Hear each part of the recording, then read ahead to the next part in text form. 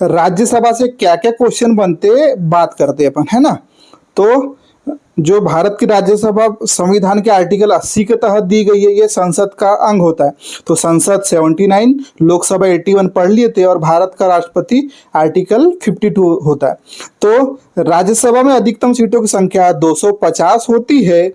238 राज्य और केंद्र शासित प्रदेशों के लिए होती है, और 12 सीट राज्यसभा की सीटों को राष्ट्रपति मनोनीत करता है 5 क्षेत्र में। उसकी ट्रिक है loss, LASSS, literature, art, social issue में, साइंस में, और स्पोर्ट्स से रिलेटेड पर्सन को मनोनीत करता है। अभी वर्तमान में राज्यसभा की सीटें बात की जाएगी तो 245 है भैया।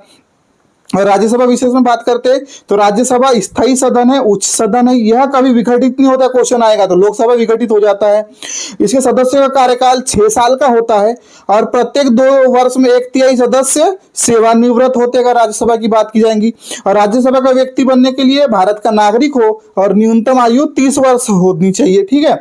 और राज्यसभा की स्थापना 3 अप्रैल 1952 को हुई थी, और राज्यसभा की पहली बैठक आएगा तो 13 मई 1952 को हुई थी। और राज्यसभा का पदेन सभापति कौन होता है?